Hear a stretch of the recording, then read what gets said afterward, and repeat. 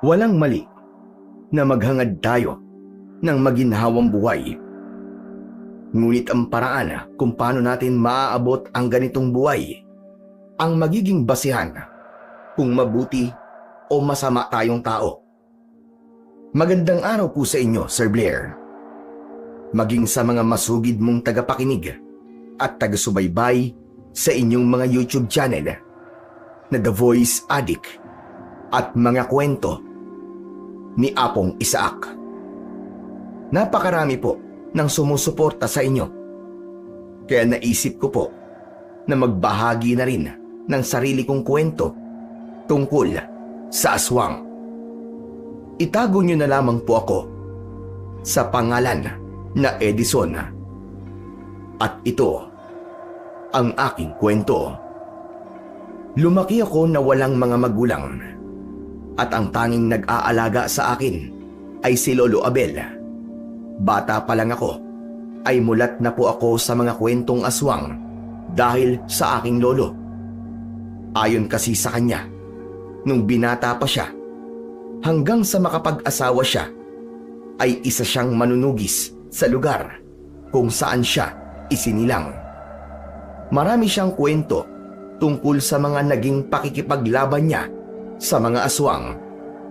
Kahit paulit-ulit ang kwento niya, ay hindi ako nagsasawang pakinggan ang mga yon. Nang medyo naging mahina na si Lolo Abel, ay doon na siya nag-focus sa pagiging albularyo. Ginamit na niya ang kakayahan niya sa panggagamot upang kahit papano ay kumita ng pera. Habang ako naman ay isang minero. Sa kasamaang palad, pinahinto kami sa kuwebang minimina namin dahil sa kakulangan ng permit. Nabahala ako dahil hindi ko na alam kung paano ako makakatulong kay Lolo Abel pagdating sa mga gastusin sa bahay. Pagdating ko sa bahay, ay nagulat si Lolo Abel nang makita niya ako na nakaupo sa mahabang upuan na nasa harapan ng aming bahay. Edison, anong ginagawa mo rito? Abay, bakit ang aga mong umuwi? May masamang balita po, Lo Wala na po akong trabaho. Pinasara na po kasi yung minahan ni Sir Louie. Gawa po ng wala pong permit. Ayun, kakasuhan tuloy siya. Teka, akala ko ba'y kompleto sa papeles at permit ang minahan ni Louie? Yun nga din po ang akala naming lahat kasi yun naman po ang sinasabi ni Sir Louie. Kung alam ko lang po na wala po palang permit yun, hindi na sana ako nagtrabaho sa kanya. Hindi ko na sana iniwanan yung isa kong trabaho dun sa minahan ni Mang Dindo. Problema ba yan? Di bumalik ka na lang dun sa minahan ni Dindo. Mukhang maayos naman dun Nahihiya na po ako magpakita kay Mang Dindo Gawa ng bigla na lang akong hindi pumasok sa minahan niya kasi nasilaw ako sa pasahod ni Sir Louie na mas malaki. Ang problema ko po nito ay kung paano ako kikita ng pera. Maraming trabaho sa bayan. Abay, maghanap ka na lang doon. Nakatapos ka naman ng high school kaya hindi ka masyadong mahihirapan sa paghahanap ng trabaho. Pero Lo, agiging minero lang po ang alam ko. Saka ayoko po ng ibang trabaho, Lo. Hindi masamang sumubok ng ibang bagay. Saka pansamantala lang naman habang wala ka pang napapasukan na minahan. Ayoko po. Mas gusto ko po ang trabaho ko bilang minero. Makakahanap din naman po ako siguro. Yun nga lang, hindi po muna ako makakapagbigay sa inyo ng pera ng ilang araw. Ano ka ba? Ayos lang. Kahit papano ay kumikita naman ako sa paggagamot ko. Nakakaraos naman tayo kahit papano. Ang importante ay hindi tayo nalilipasan ng gutom. Huwag ka mag-alala, Lo. Darating din po ang panahon na makaka-jackpot ako sa pagiging minero ko. Kapag talaga nakakuha ko ng napakaraming ginto, ay hindi lang 3 beses tayong kakain sa isang araw. Tapos, papalakihin natin itong bahay natin. Gagawin nating mas matibay para hindi na tayo natatakot kapag may bagyo. Lalagyan din natin ng second floor. Tapos, tig-isa pa tayo ng kwarto. Natutuwa ako na meron kang pangarap, Edison. Pero ayos na ako sa simpleng buhay. Hindi ko na hinahangad na yumaman tayo na sobra-sobra. Basta, ang gusto ko, bago man lang sana ako mawala, ay nasa maayos na kalagayan ka na. Yung bang, makakampante na ako, kahit wala na ako sa tabi mo. Ano ka ba naman, Lo? Huwag ka nga nagsasalita ng ganyan. Matagal ka pang mabubuhay. Saka hindi ka pa pwedeng mawala hanggat hindi pa ako nagkakaroon ng asawa at anak. Magkakaapo pa kayo, Lo. Kailan pa kaya magyayari ang sinasabi mo na makapag-aasawa at magkakaroon ka ng anak at magkakapo ako? Matagal-tagal pa po kaya paniguradong matagal pa po ang buhay nyo. Ay, nako, ewan ko sa'yo. Oo nga pala. Aalis ako ngayon, ha? Kaya ikaw na muna ang bahala rito sa bahay. Saan po ang punta nyo? Sa kabilang baryo. May nagpatawag sa akin doon at merong magpapagamot. O sige ho, mag-iingat po kayo. Matapos yun, ay umalis na si Lolo Abel. Nang mag-isa na ako, ay nahulog ako sa malalim na pag-iisip. Hindi kasi ako sanay na wala akong trabaho dahil alam ko nakakapusing kami kung aasa lang kami sa kita ni Lolo Abel sa panggagamot. Alam ko na kailangan ko na kagad maghanap ng bagong trabaho, pero ang problema ay pagmimina lang ang alam ko.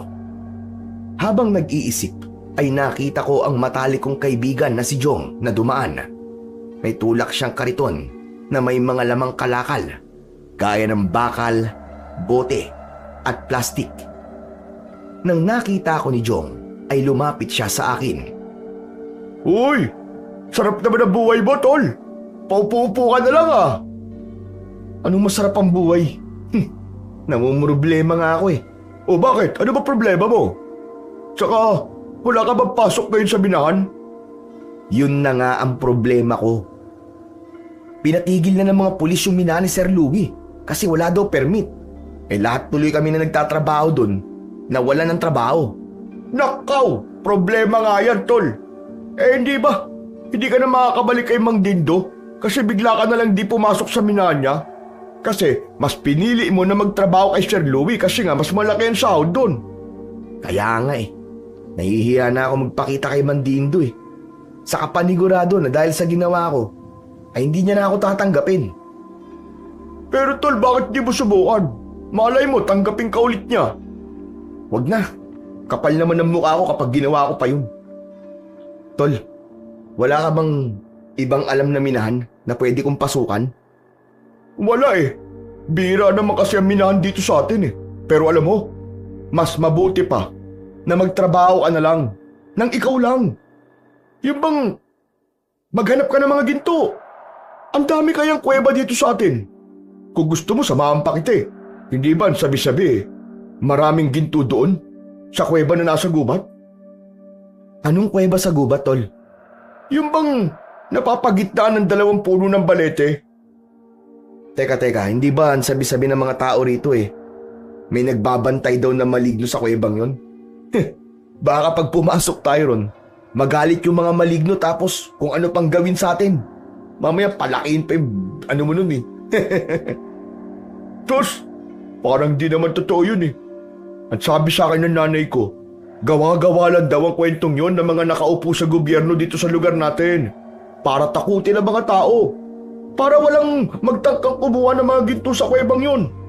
Pero ang totoo, balak ng mga nakaupo sa pwesto na sila ang kukuha sa mga ginto roon para sila lang ang makinabang. Sabi lang din ng nanay mo yun at walang kasiguraduhan kung totoo yan. Alam mo, tol, ikaw talaga ang may kakayahan na kumuha ng mga ginto sa kuwebang yun kasi minero ka eh. Alam mo kung ano ang mga tamang gawin, kung paano manguha at maghanap ng ginto. Ano kaya kung tayo ang kumuha sa mga ginto ron? Paano kung parusahan tayo ng mga maligno sa kuwebang yun?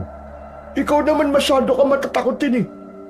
Maligno lang ang mga yon, tol. Sa malay mo, marami talagang ginto ron, di ba? Baka yun na maging paraan para yumaman tayo. Biruin mo, Hindi na ako makangalakal.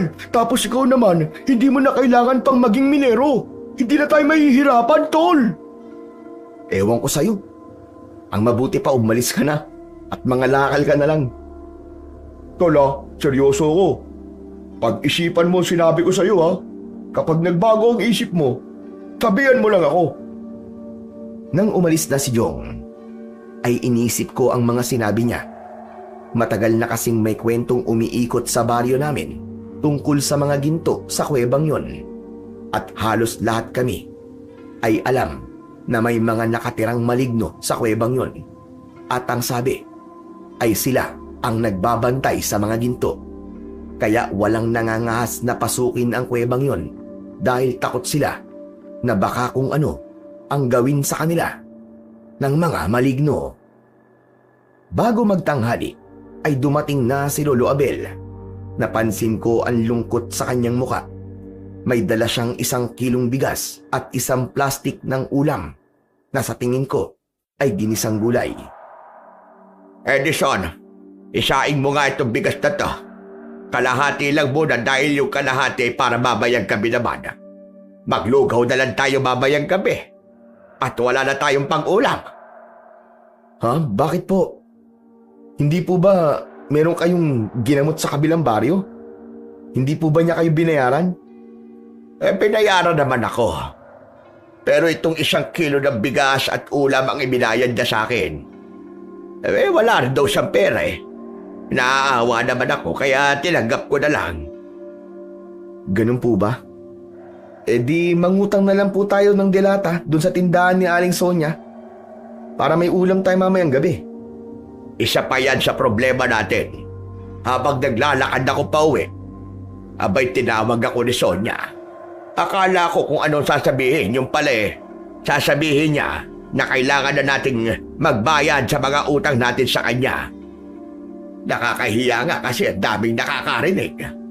Para bang sinadya niya akong ipahiya para ako'y magbayad na. Ano? Ginawa sa inyo ni Aling Sonia? Kahit kailan talaga grabe ang bunganga niya. Hindi man lang niya naisip na matanda ka at dapat igalang ka niya. Hayaan niyo, Lo. Kakausapin ko yung Aling Sonia na yan at pagsasabihan ko siya. Huwag mo nang gawin yan, ano ka ba? At baka mas lalo siya magalit sa atin. Baka mas lalo pa niya tayong gipitin sa utang natin sa kanya. Isa pa, naiintindihan ko rin naman siya kasi negosyo yun. Malulugi siya kapag hindi siya babayaran ng mga umuutang sa kanya. Palibasa kasi siya lang may tindahan dito sa atin. Hayaan mo, Lo, makakabayad din tayo sa kanya. At kapag nangyari yun, hindi na tayo mangungutang sa kanya kahit kailan. O siya. Tama na't magsaing ka na. Medyo nagugutom na ako. Kinuha ko na ang bigas at dinala ko na yon sa maliit naming kusina. Habang hinuhugasan ko ang bigas ay naisip ko kung paano binubungangaan ni Aling Sonia si Lolo Abel habang may mga taong nakakakita. Pakiramdam ko ay nadurog ang puso ko sa napakaraming piraso dahil sa matinding awang naramdaman ko para kay Lolo. Mahal na mahal ko kasi ang lolo ko, Sir Blair. Kung pwede nga lang na wag na siyang manggamot para kumita ng pera, ay papahintuin ko na siya. Mas gusto ko kasi na nasa bahay na lang siya at nagpapahinga dahil matanda na siya. Pero sa sitwasyon namin ng panahong yun, ay hindi pwedeng tumigil si Lolo sa kanyang ginagawa dahil baka hindi na kami kumain at parehas pa kaming mamatay nang dahil sa gutom. Sa mga lumipas na araw, ay mas naging matindi ang problema namin ni Lolo Abel dahil halos walang nagpapagamot sa kanya. May mga araw na 1 beses na lang kaming kumakain. Dahil doon ay sinubukan ko ng maghanap ng trabaho sa bayan, pero talagang inaalat ako dahil walang tumatanggap sa akin. Isang hapon, umuwi ako na nagluluto si Lolo Abel sa kusina ng pritong isda. Napansin ko rin na meron na kaming sinaing. Oh, nakauwi ka na pala, Apo. kumusta ang paghahanap mo ng trabaho sa bayan? Ayon, kagaya po kahapon, wala pa rin ako nahanap. Gusto ko na nga pong sumuko kasi nasasayang lamang yung inuutang natin para sa pamasahe ko. Ano ka ba? Huwag ka ng panghinaan ng loob. Magdasal ka lang at ibibigay din sa iyo ng Panginoong Diyos ang trabahong para sa iyo. Sa tamang panahon. Bakit hindi pa po ibigay ng Diyos ngayon ang trabaho ang kailangan ko? Halos wala na nga po tayong makain, oh. Hindi po ba ngayon na po ang tamang panahon para magkaroon ako ng trabaho? Ano ka ba? Maniwala ka lang sa plano niya para sa iyo. Makikita mo at makakahanap ka rin ng trabaho. Basta't magtiyaga ka lang. Ewan ko po. Pero parang pinanghihinaan na ako ng loob. Oo nga po pala. Saan po galing yung isda? Naggapas ako ng damo sa likod ng bahay ni Kapitan. Pinayaran niya ako kaya nakabili ako ng bigas at ulam natin mamaya. Lo, hindi po ba sabi ko huwag na po kayong gagawa ng mga gawaing mabibigat? Lo, matanda na po kayo. Mahina na po ang katawan nyo. Matanda lang ako, pero hindi ako baldado. Saka hindi mabigat na gawain ang paggapas ng damo. Kahit na po. Abay, ang init-init kanina. Paano kung bigla na lang kayong ma-heatstroke? Hindi uubra sa akin yung heatstroke na sinasabi mo. Baka ma-stroke sa akin. Saka, umiinom naman ako palagi ng tubig, kaya ayos lang kahit sobrang init. At isa pa, kung hindi ako naggapas ng damo, abay di wala tayong uulamin ngayon. Bigla kong tumahimik sa sinabing yun ni Lolo Abel dahil naawa ko sa kanya. Napagtanto ko na dahil wala nang masyadong nagpapagamot sa kanya, ay napipilitan siyang tumanggap ng mga trabaho na hindi na angkop sa kanyang edad. Ginagawa niya yon dahil kailangan namin ng pera. Pakiramdam ko tuloy ay wala akong kwentang apo ng sandaling yon. Dahil matanda na ang lolo ko, ay hindi ko pa rin siya nabibigyan ng maayos na buhay. Hanggang sa naalala ko yung sinabi sa akin ni Jong tungkol sa kuweba na marami raw ginto. Ay lo, teka. May tatanong pala ako sa inyo. Oh, ano ba yon? Totoo po bang may mga malignong nagbabantay dun sa kuweba sa gubat na sinasabi nila na marami daw pong ginto? Bakit mo naman naitanong yan? Nabanggit po kasi ni Jong yan sa akin nung nakaraang araw. Yun ang sabi ng marami. May mga maligno raw doon dahil ang mga yon ang bantay sa mga gintong nasa kuweba. Pero hindi ako sigurado kung totoo nga ang kwentong yon. Sa pagkakaalam ko, ang unang nagsabi niyan ay si Tandang Celia. Ay sumalangit nawa ang kanyang kaluluwa. Hindi po ba si Tandang Celia yung albularya na may alam sa mga ora-orasyon? Oo, siya nga. Ibig sabihin, hindi pala totoo yung sinabi ng nanay ni Jong na ang gobyerno ang nagpakalat ng kwento na may maligno sa kuwebang yun. Sandali ka. Huwag mong sabihin na balak mo pumunta sa kuwebang yon para subukang kunin ang mga gintong nandun. Hoy, Edison, ha? Tumigil-tigil ka. Wala tayong alam sa kung ano ang pwedeng mangyari sa'yo sa sandaling pumasok ka sa kuwebang yon. Hindi po, Lo. Wala po akong balak na gawin yung sinasabi niyong yan. Nagtanong lang po ko kasi nabanggit nga po yan sa akin ni Jong. Saka ayokong ilagay sa panganib ang buhay ko, no? Baka pag pumasok ako sa kuwebang yun, hindi na ako palabasin ng mga malignong naroon. Mabuti na't nagkakaintindihan tayo. Huwag kang gagawa ng bagay na maaari mong ikapahamak. Mas mabuti nang naghihirap tayo kaysa mawala ang isa't isa sa atin. At isa pa, mas maganda na kung aangat man tayo sa buhay ay sa pamamagitan ng pagsisikap natin at hindi dahil sa nakakuha ka ng maraming ginto. Alam mo naman na dati ko pa yung sinasabi sa'yo, di ba? Ang bagay na madaling nakukuha ay madali ring nawawala. Natatandaan ko pa yan, Lo. Hindi ko po yun nakakalimutan. Mabuti naman. Ikaw nga ay magpalit na ng damit at malapit na akong matapos sa pagluluto nito. Mamaya ay maghahapunan na tayo. Sandali kong iniwanan sa kusina si Lolo Abel para magpalit ng damit. At habang naghuhubad ako ng damit, ay pinag-isipan ko kung dapat ko na bang gawin ang iminungkay ni Jong sa akin. Hanggang sa sumapit na ang gabi at nakahiga na kami ni Lolo Abel sa papag. Yung pa rin ang laman ng isip ko. May mga pagkakataon na napapangiti ako sa sarili dahil naiisip ko ang mga magagandang bagay na pwedeng mangyari sa amin ni Lolo Abel kung sakaling totoo ngang may mga ginto sa kwebong yon. Sigurado ko na hindi na kami makakaranas ng hirap at makapagpapatayo na kami ng malaking bahay. Tapos magkakaroon din kami ng negosyo kaya hindi na namin kailangan magtrabaho. Pero alam ko na kapag ginawa ko ang bagay na yon ay magagalit sa akin si Lolo Abel. Kaya nagdadalawang isip ako kung dapat ko bang ituloy ang pagpunta sa kinatatakutang kuweba sa aming lugar. Pagsapit ng umaga ay nagising ako na nakaupo sa kusina si Lolo Abel. Nakatulala siya na para bang napakabigat ng problemang dinadala niya. Lumapit ako sa kanya at kinuha ko ang termos para magtimpla ng kape. Wala tayong almusal ngayon na po. Wala na akong pambili kahit tinapay man lang. Ayos lang po. Pagkape na lang po tayo para mainitan ang sikmura natin. Wala na rin tayong kape. Yung asukal dyan, kaunti na lang.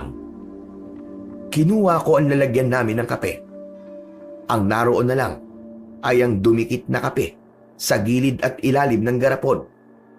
Binuhusan ko ng mainit na tubig ang garapon at kinalug-kalug ko yun hanggang sa natunaw ang natitirang kape na naroon.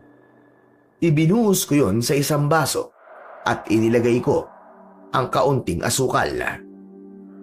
Nadurog ang puso ko nang mapansin ko na nangilid ang luha ni Lolo. Oh, yan Lo. May kape na po tayo. Magsalo na lang po tayo dyan. Sa totoo lang, hindi ganitong buhay ang pinangarap ko para sa iyo, Apo. Gusto ko na kahit hindi tayo sobrang yaman, ay hindi natin nararanasan ng ganito. Pasensya ka na kung dumating na tayo sa pinakamababang punto ng buhay natin. Lo, huwag ka nga magsalita ng ganyan.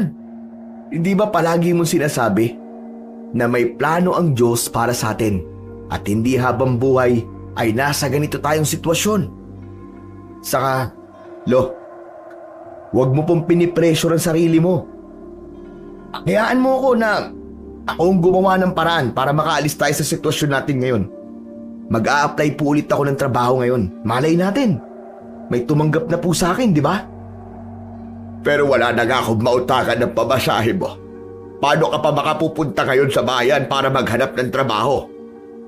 Ano po, maglalakad na lang po ako. Pwede naman yun eh. Napakalayo ng bayan para nakarin mo. Hindi na. Huwag ka nang umalis ngayon para maghanap ng trabaho. Tsaka na lang, kapag may nahiram na akong pamasahe. Lo, ayos lang po ako. Kaya ko pong lakarin yun. Kahapon nga po, naglakad nga lang po ako pauwi. Kinaya ko naman. O kaya, manghihiram ako kay Jong kapag nakita ko siya. Ay nako. Sige, ikaw ang bahala. Sana talaga ay swertihin na tayo, Apo. Sana ay makahanap ka na talaga ng trabaho. Ngumiti ako kay Lolo Abel at ipinaramdam ko sa kanya na wag na siyang masyadong mag-alala. Pero ang totoo ay hindi paghahanap ng trabaho ang nasa isip ko ng oras na yon, kundi ang pagpunta sa kuwebang sinasabi na maraming ginto. Pagkaalis ko ng bahay ay inakala ni Lolo Abel na sa bayan talaga ako pupunta para maghanap ng trabaho. Pero nang sandaling yon ay desidido na akong subukan ang swerte ko sa kuwebang yon. Nagpunta ako sa bahay ni Sir Louie at hiniram ko ang isa sa mga metal detector na pagmamay-ari niya. Nagtaka siya kung bakit ko kailangan ng metal detector at sinabi ko na lang na nagbabaka sakali ako na baka merong ginto sa aming bakuran. Labis akong natuwa dahil naniwala naman siya sa kasinungalingan ko na yon at pinahiram niya ako ng isang metal detector. Inilagay ko yon sa sako upang walang makakita na may dala kong ganung bagay. Matapos yun, ay si Jong naman ang hinanap ko. Nang puntahan ko siya sa bahay nila, ay sakto na naabutan ko siyang paalis para mangalakal. Oh, tol, ano ginagawa mo rito? Saka bakit may dala kang sako? Mangangalakal ka na rin ba? Tol naman, iba na lang ang pagkakitaan mo. Aagawan mo pa ako ng mga kalakal dito sa atin eh. Loko, hindi ako mangangalakal, no? Halika, tignan mo tong laman ng dala kong sako. Uy, bakit may dala kang ganyan? Bakit, alam mo ba kung ano to? Hindi nga, ano ba kasi yan? Ano ba yung nasa sako mo? Kita mo na? Kung makareact ay kala mo alam mo naman kung ano to. Ano nga ba kasi yan? Ngayon lang ako nakakita ng ganyan eh. Baril ba yan? Sira ulo. Hindi to baril. Metal detector to. Panghanap to ng ginto. Metal detector, pero panghanap ng ginto. Di ka ba nag-iisip, tol?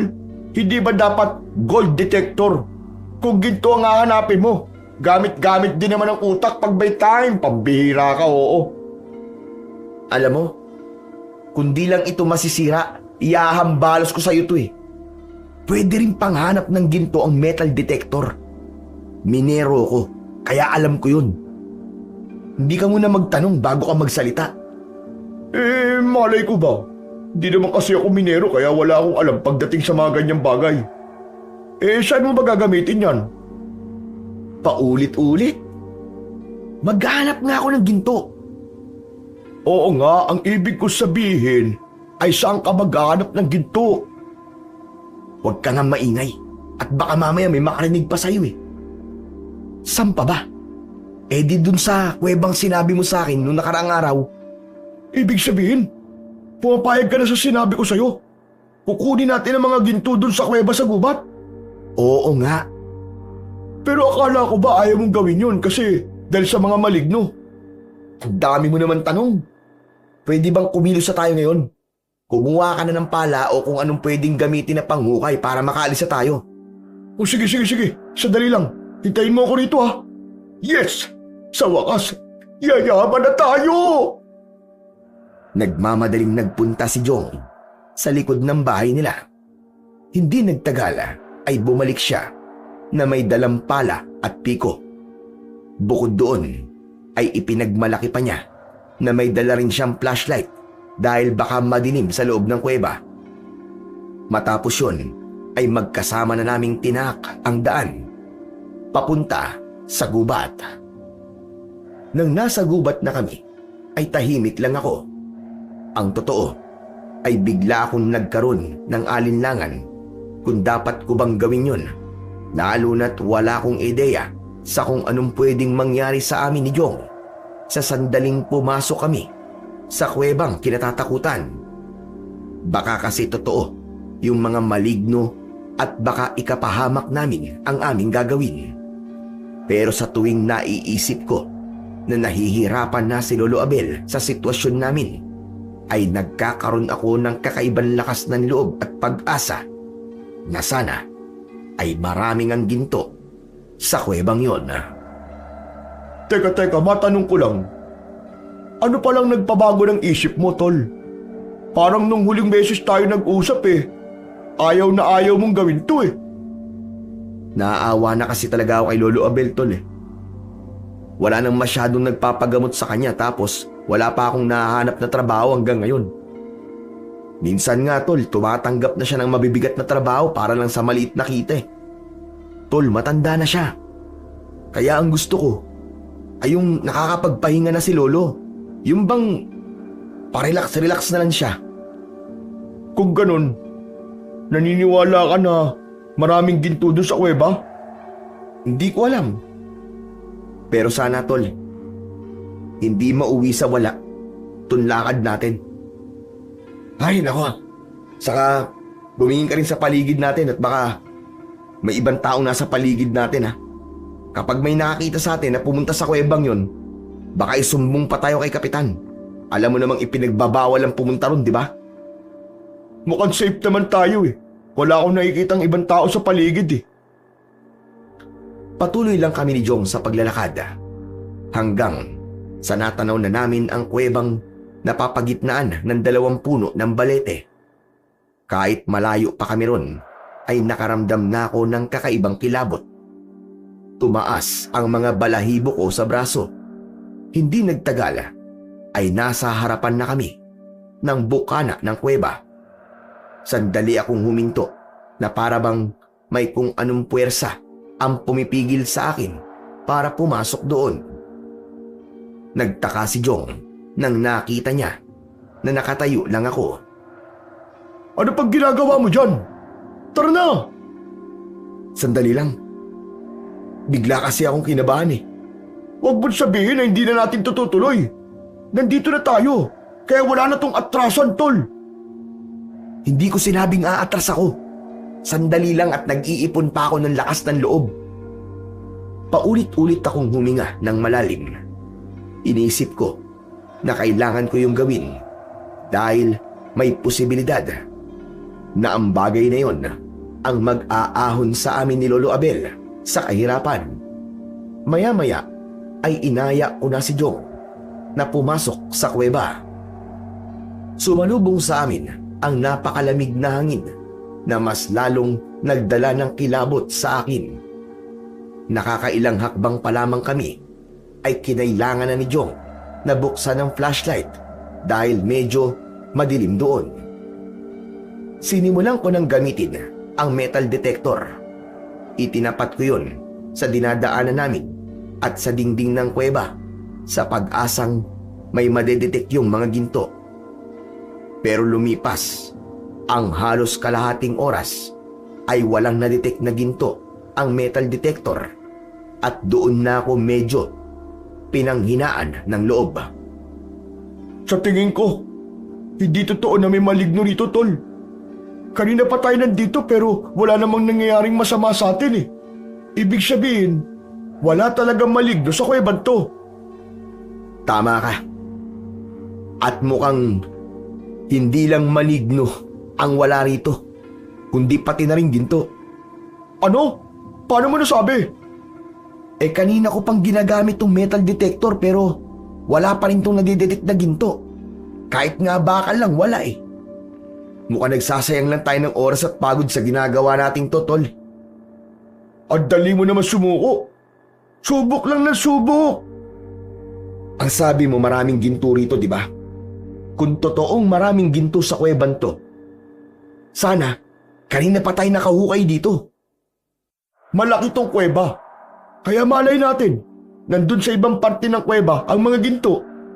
Dapat ay mapuntahan natin ang lahat ng sulok ng kuwebang to para makasiguro tayo, di ba? Sa bagay, tama ka. Mas mabuting ang ikutin na natin ang lahat ng pwede nating puntahan sa kuwebang to para wala tayong pagsisihan. Nilakasan ko na lang ang loob ko at nagpatuloy kami ni Jong sa paghahanap ng ginto. Hanggang sa makalipas ang ilang sandali, ay biglang tumunog ang metal detector. Ang tunog na yon ay isang indikasyon na meron yung nadedetect na metal o ginto sa lupa kung saan yon nakatapat. Nagtaka ko nang takot na tumakbo palayo si Jong. Tumigil siya nang tawagin at sigawan ko siya. Hoy Jong! Anong ginagawa mo? Bakit ka tumakbo? Hindi ba sasabog yung hawak mo? Tumunog bigla nang walang tigil eh. Baka may bomba yan eh. Sira ulo, anong bomba ang sinasabi mo? Bumalik ka rito, bilisan mo! Sigurado ka bang walang sasabog dyan? Meron. Yung nguso mo ang pasasabugin ko kapag di ka bumalik dito. Bilisan mo na! Tila may pagdadalawang isip na lumapit si Jong sa akin habang bakas sa mukha niya ang pagkabahala. Ano ba kasing nangyari? Bakit bigla na lang tumunog yung metal detector mo? Ibig sabihin nun, may posibilidad na may ginto sa lupang ito. Kaya kailangan na nating magukay. Bakit di mo sinabi kagad? Akala ko talaga may bomba na eh. O dali, bilisan na natin. Hindi ka naman kasi nagtatanong eh. Mas inuna mong pang tumakbo. O tara, magukay na tayo. Binitiwan ko muna ang metal detector. Inilapag naman ni Jong ang flashlight sa isang bato habang nakatutok yun sa amin. Agad kaming nagsimulang magukay ni Jong. Si Jong ang gumamit ng piko habang ang sa akin naman ang pala. Naging matyaga kami sa paghukay hanggang sa may mga nakita akong maliliit na ginto na kasama sa lupa. Jong! Tignan mo mga ito! Mga ginto nga mga to! Pero bakit ang liliit? Pamalay ko. Pero mahal ang kada gramo ng ginto. Kaya kahit maliit ang mga yan, malaki-laki pa rin ang mapepera natin kapag naibenta natin ang mga yan. Maghuhukay pa tayo. At baka may makita pa tayong mas marami. Nang sandaling yon, ay nabuhayan ako ng dugo. Nawala ang pagod ko. Dahil sa kahit paano, ay nagbunga na ang pagpunta namin sa kuwebang yon. Kahit delikado. Patuloy lang kami sa paghukay hanggang sa may tinamaan na matigas na bagay ang pala na hawak ko. Napatingin ako kay Jong at inutusan ko siya na kunin ang flashlight. Tumalima siya at pinatutok ko sa kanya ang liwanag ng flashlight sa hinuhukay namin. Bakit tol? Anong meron? May tinamaan ako matigas na bagay eh. Parang kahoy, pero hindi ako sigurado. Itutok mo lang yung ilaw dito. At ako muna maghukay. Naging maingat na ako sa paghukay upang hindi masira ang kung anumang bagay na nasa ilalim ng lupa. Hindi nagtagal ay isang parehabang kahon na gawa sa kahoy ang nakita namin. Kinakabahan at nasasabi ko yung inahon mula sa hukay. Nagkatinginan kami ni Jong at parehas kaming ngumiti ng malaki. Tol! Jackpot! Sa palagay ko ay puno ng ginto kahon na yan. Mayaman na tayo! Yan din ang pakiramdam ko, tol. Sandali. Walang bukasan tong kahon eh. Akin na nga yung piko mo. At yan ang gagamitin ko pambukas nito. Inabot sa akin ni Jong ang piko. Mas lalo akong naging maingat sa pagkakataon na yon upang hindi masira ang kung anumang laman ng kahon. Nang tuluyang ko nang nabuksan ang kahon, ay natakot kami ni Jong nang malaman naming isang bungo ang laman ng kahon na yon. Parehas kaming napaatras sa sobrang takot at gulat. Kakaiba ang bungo na yon dahil meron yung sungay sa noo na sa tansya ko ay 2 pulgada ang haba. Tol, ano yan? Bakit may bungo dyan? Malay ko! Ako ba nagbaon yan dyan? Saka, bakit may sungay yan, tol? Ano ba yan? Bungo ng demonyo? Magsasalita pa sana ako, pero may nakita akong kakaiba sa bungo bukod sa sungay. Kinuha ko ang flashlight at kahit kinikilabutan ako, ay tinanglawan ko ang bungo at tinignan ko yon ng mas malapitan. Jong, halika. Tignan mo to, bilis. Bilis! Ayoko! Patay nga na nasa kabaong. Ayoko sumilip eh. Yung bungo pa na yan? Ayoko! Napakamatatakotin mo naman. Tignan mo tong 2 pangil ng bungo. Tignan mo. Mga ginto to. Ha? Talaga ba? Patingin nga ako! O kita mo na? Kapag ginto ang bilis mo, nawawala ka agad ang takot mo. Abi, syempre! Kapag may ginto, ibig sabihin may pera. Sandali. Aba, oo nga no. Kulay ginto ang 2 pangil niya. Pero sigurado ka bang ginto ang mga yan? Talagang nagduda ka pa sa akin ha? Ang tagal ko ng minero. Unang tingin ko pa lang sa mga pangil na yan, ay alam kong totoong ginto ang mga yan. Saka, Mukhang magandang klase ang ginto na yan. Tapos ang laki pa.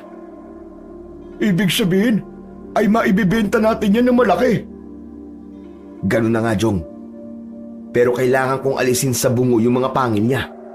Sandali lang, Tol. Hawakan mo ba yung bungo?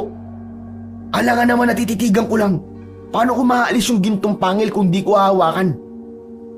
Alam mo, ipunin mo na lang yung mga maliliit na ginto na nakuha natin dun sa lupa.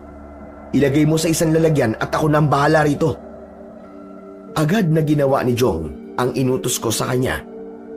Habang ako naman ay nilakasan ko ang loob na hawakan ng bungo na hindi ko alam kung bungo ng ano o kung sino. Nanginig ng gusto ang mga kamay ko dahil yun ang unang beses na nakahawak ako ng bungo. Sinubukan kong alisin ng ginto mula sa bungo pero napakahirap nung gawin. Kahit anong pagbunot ang gawin ko ay hindi ko yun magawang alisin. Ano, Tol? Naalis mo na ba yung pangil? Ako nakuha ko na yung maliliit na ginto. Kukunti lang pala mga yun. Ang hirap alisin itong ginto sa bungo, Tol. Nakapagtataka kasi karaniwang malambot lang naman ang ginto. Kaya hindi ko alam kung bakit ang hirap nitong alisin. Baka kasi hindi naman talaga ginto yan. Hindi ba sinabi ko na sa'yo kanina na magandang klaseng ginto to? Nagulat kami nang biglang umuga ang lupa at nagsimulang magbagsakan ang maliliit na mga bato mula sa itaas ng kuweba. Anak ng putya, lumilindol, Tol. Kailangan na natin lumabas at baka mailibig tayo rito ng buhay. Iwanan mo na yung bungo na yan. Anong iwan? Ito nga ang pwede nating maibenta ng malaki. Hindi ko ito iiwan. Kinuha ko ang sako at doon ko inilagay ang bungo. Isinilid ko na rin doon ang metal detector habang si Jong ay ang flashlight lang ang nadala. Matapos yun ay nagmamadali kaming tumakbo palabas ng kuweba.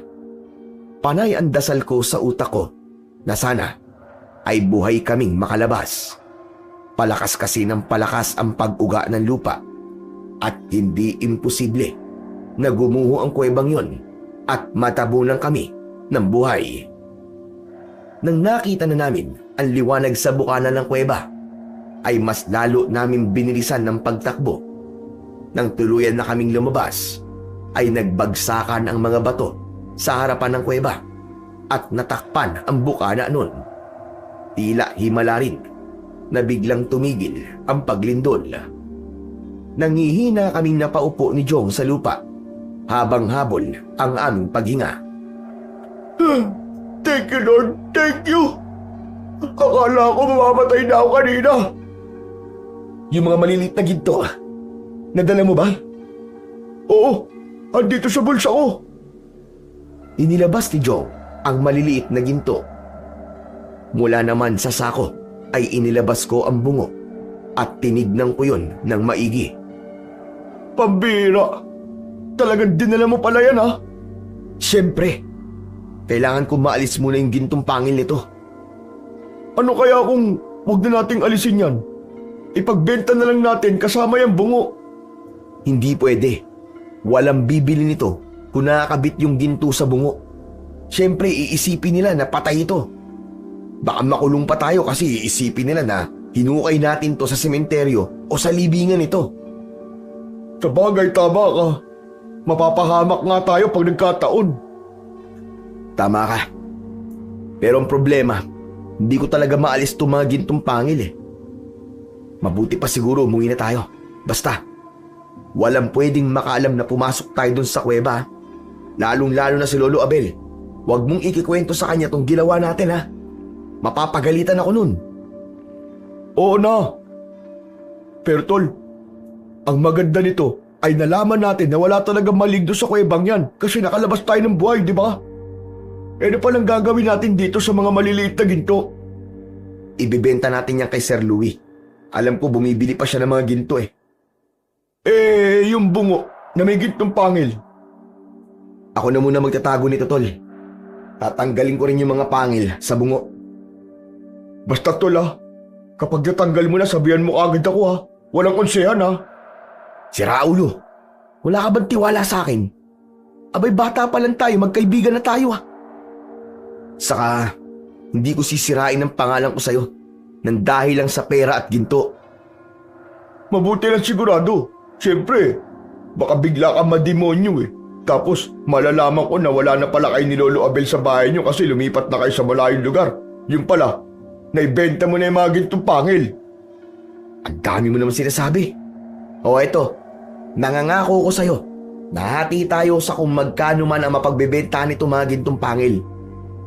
Tsaka, pumunta na tayo ngayon kay Sir Louie para maibenta na natin yung mga maliliit na ginto. Tara na! Tumayo na kami ni Jong. At nang nakalabas na kami sa gubat, ay dumiretso kami sa bahay ni Sir Louie. Ibinalik ko na sa kanya ang metal detector at ibinenta ko na rin sa kanya ang maliliit na ginto. Yun nga lang, naibenta namin sa mababang halaga ang ginto dahil ayon kay Sir Louie ay yun lang ang kaya niyang ibigay sa amin. Tinanggap na namin yun ni Jong kesa magpunta pa kami sa bayan para doon ipagbenta ang mga gintong nakuha namin sa kuweba. Hinati namin ng patas ang pera bago ako umuwi sa amin at binayaran ko muna ang lahat ng utang namin sa tindahan ni Aling Sonia. Bumili na rin ako ng bigas at pang-ulam namin sa palengke para hindi na kami mamroblema sa kakainin namin mamaya. Pagdating ko sa bahay ay sakto na wala si Lolo Abel. Wala akong ideya kung saan siya nagpunta, pero mas okay na wala siya para hindi niya makita ang dala kong bungo. Sigurado kasi ako na kapag nakita niya yon ay magtataka siya kung saan ko yun nakuha. Itinago ko sa likod ng bahay ang sakong naglalaman ng kakaibang bungo. Tinabunan ko yun ng mga kahoy. Bumalik ako sa loob ng bahay para ayusin ang mga binili ko. Habang ginagawa ko yun, ay medyo nataranta ko nang biglang dumating si Lolo Abel. Nang tumayo siya sa likuran ko, ay pinilit kong umakto ng normal. Oh no, andyan na pala kayo. Saan po kayo galing? Pagdating ko, wala po kayo eh.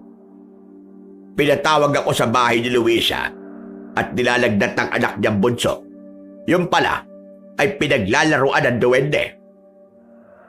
Saan pala galing yung mga pinamili mo? Ang dami niya na. Tsaka ang dami natin bigas. Napadaan din ako kanina sa tindahan ni Sonia.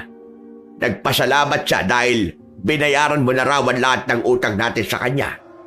Saan galing ang pera mo, Edison? Ano po kasi? Sumama po ako kay Jong ng mga lakal. Nakasalubong ko po kasi siya kanina tapos yun, inaya niya po ako na sumama sa kanya. Kaya hindi na po ako tumuloy sa pagpunta ko sa bayan. Tapos yun, may nakita po kaming gintong kwintas sa basurahan.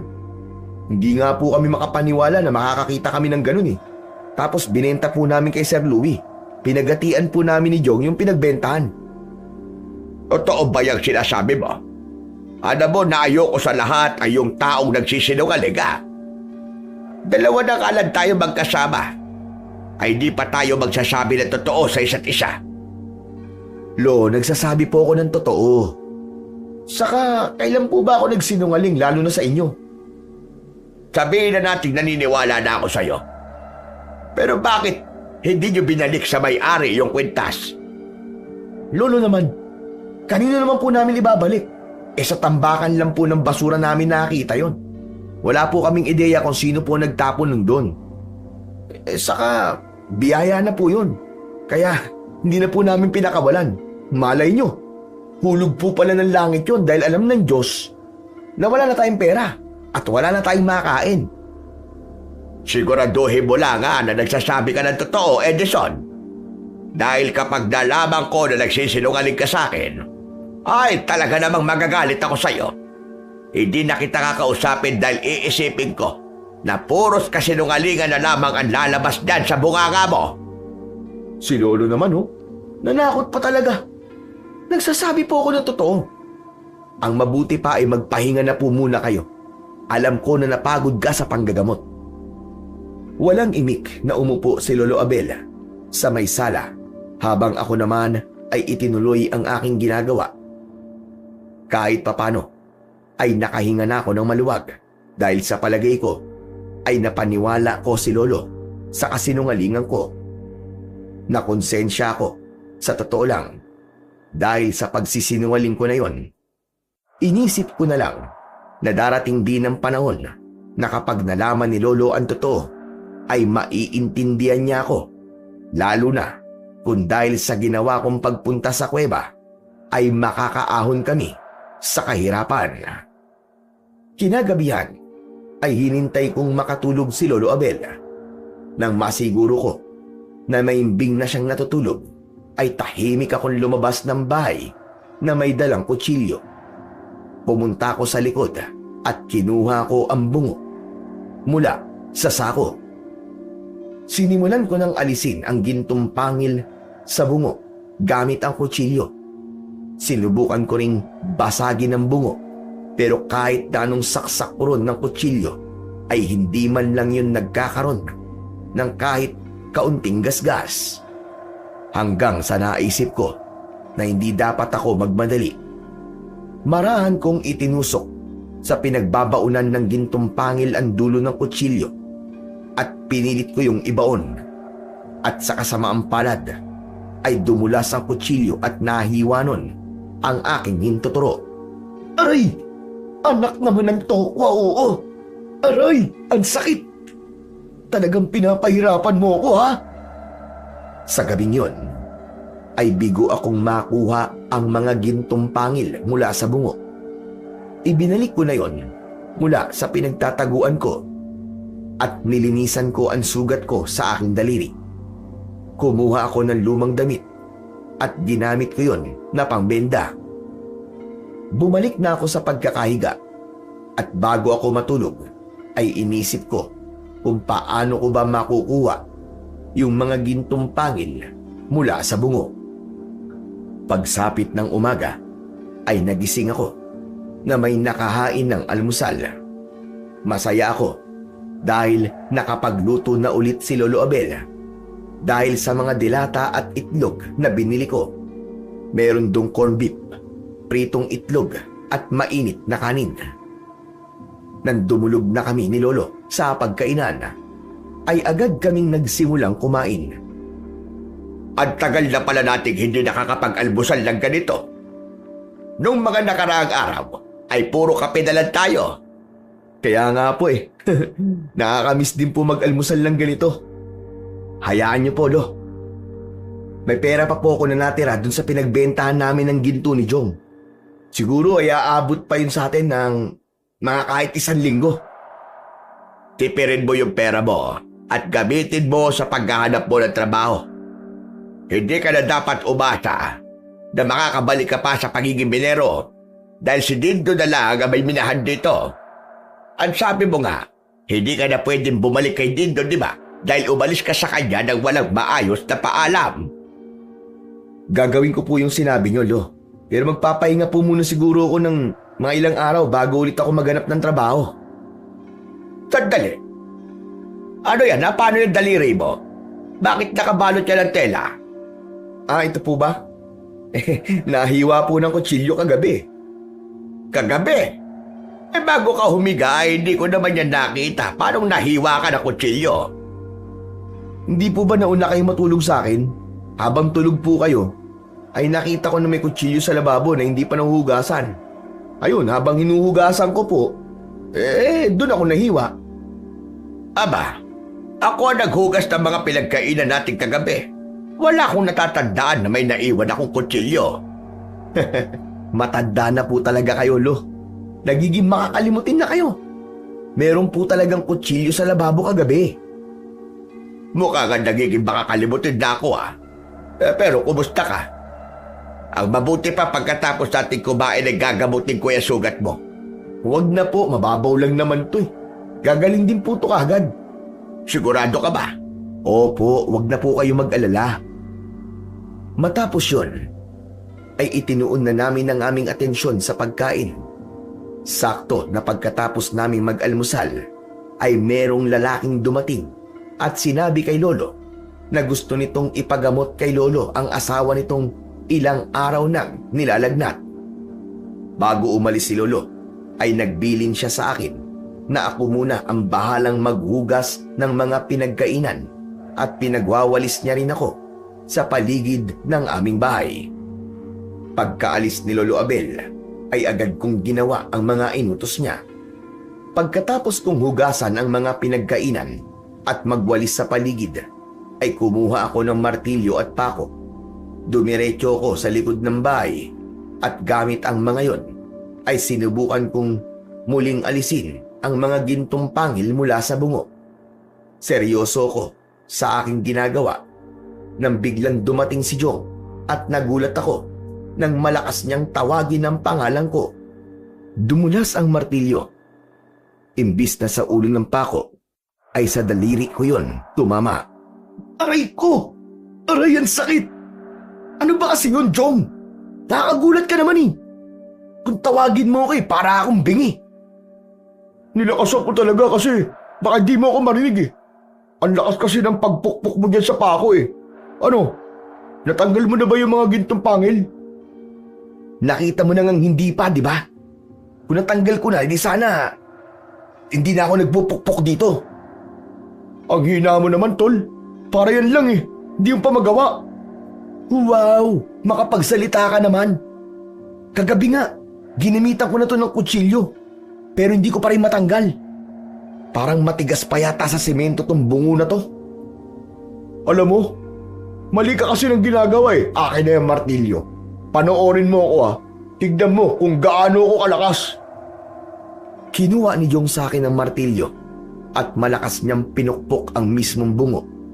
Hindi man lang nabasag ang bungo kahit nakita ko na napakalakas talaga ng pagpukpok doon ni Jong. Ilang beses pa niyang pinukpok ng malakas ang bungo pero hindi pa rin siya nagtagumpay na wasakin yon. Grabe! Tama ka nga!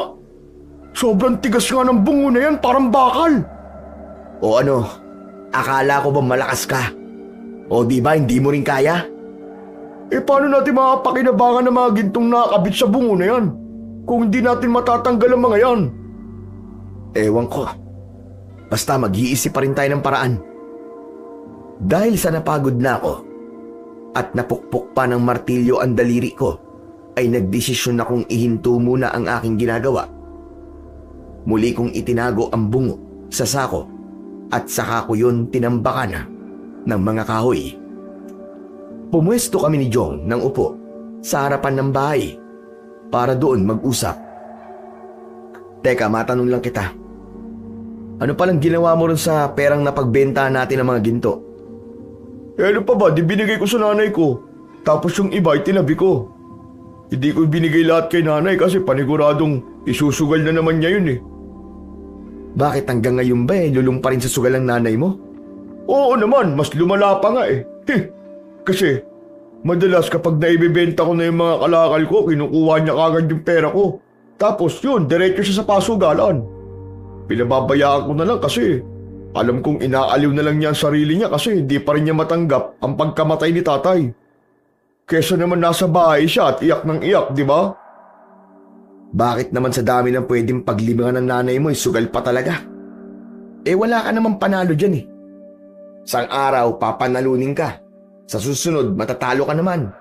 Hanggang sa malulung ka na at gagawa ka ng hindi maganda para lang may pangsugal ka. Nagsimula kasi yan nung burol ni tatay eh. Di ba nagkaroon ng saklaan sa bahay? Ayun! Doon natuto si nanay na magsugal.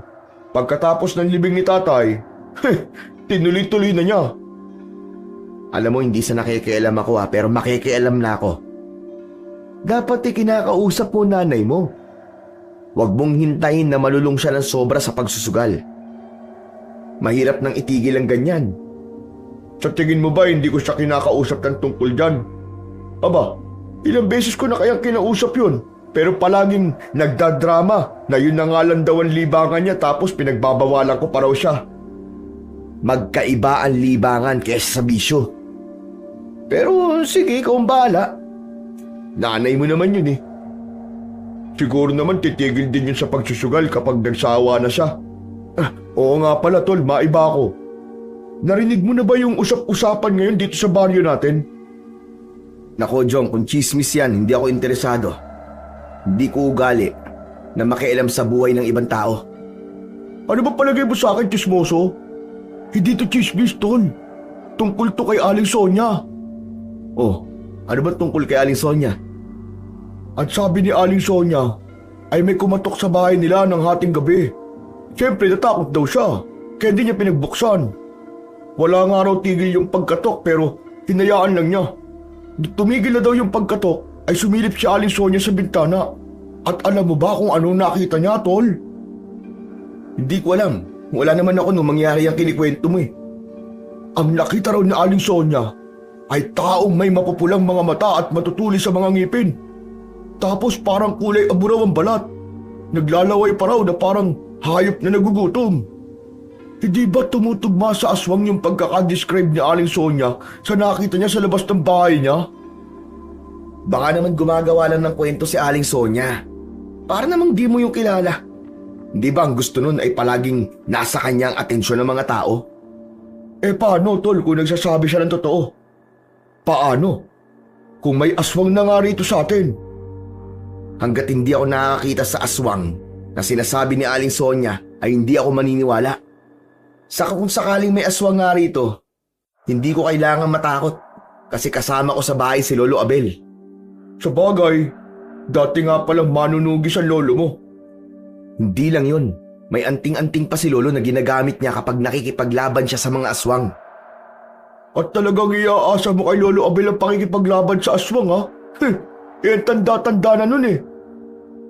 Eh di, ako na lang ang lalaban sa aswang. Di ba? Sinanay na ako nun ni Lolo Abel sa pakikipaglaban sa mga aswang. Kaya kung meron mang aswang dito sa atin, ay wala kang dapat na ikatakot dahil ako ang haharap sa kanila. Aasahan ko yan, ha?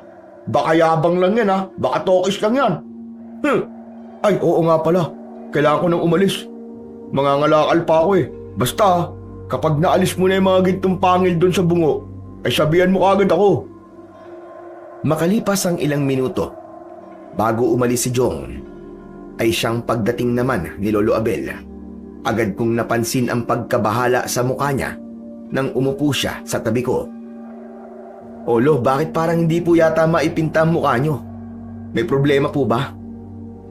Nakasalubong ko kasi kanila si Kapitana.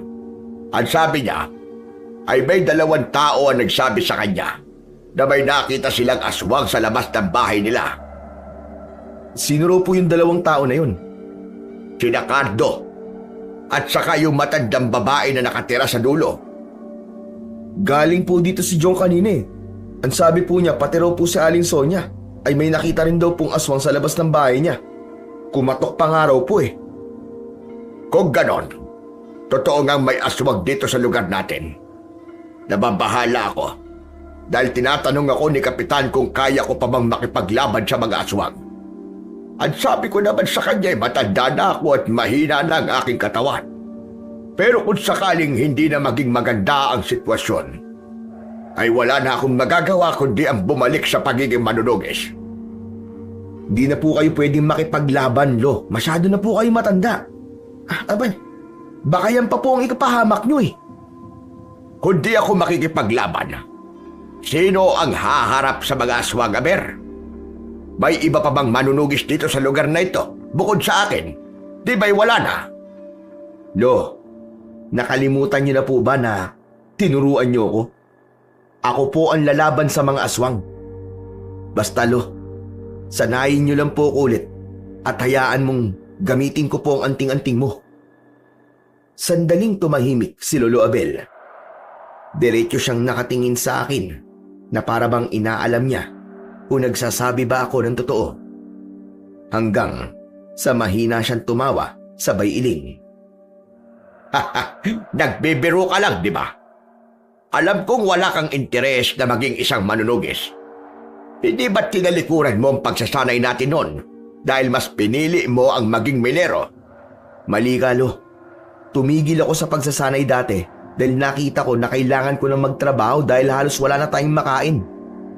Inisip ko na dapat na akong kumita ng pera. Pero hindi po ibig sabihin ay ayokong manahin ang pagiging manunugis nyo. Ayoko po na ikaw pa ang haharap dun sa aswang na nandito ngayon sa lugar natin, Lo. Dahil matanda na po kayo. Kung ganon, kailangan na ulit kitang sanayin. Kung disinido ka at bukal sa loob mo na maging manunugis, ay hindi kita pipigilan. At sa sandaling nakita kong handa ka na, ay saka ko sa iyo ipagkakatiwala ang aking anting-anting na ginamit ko noon sa pakikipaglaban sa mga aswang. Matapang akong tumango.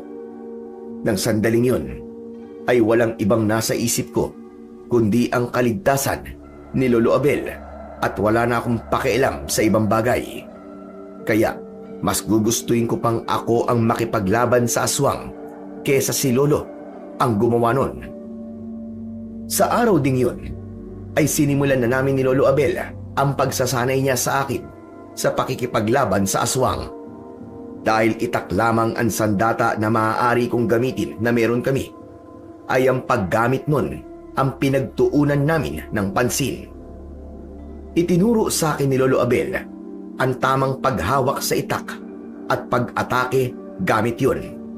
Ipinakita niya rin sa akin ang ilang teknik na alam niya sa pakikipaglaban. May mga bagay din siyang sinabi sa akin na alam kong magagamit ko bilang isang manunugis. Naging matyaga si Lolo Abel sa pagtuturo sa akin, lalo na't halos nakalimutan ko na ang mga itinuro niya sa akin noon. Nang halos 1 oras na kaming nagsasanay, ay napansin ko na pagod na si Lolo, pero hindi pa rin siya humihinto. Hanggang sa natumba na siya, nag-aalala ko siyang nilapitan. Lo, ayos na po ba kayo?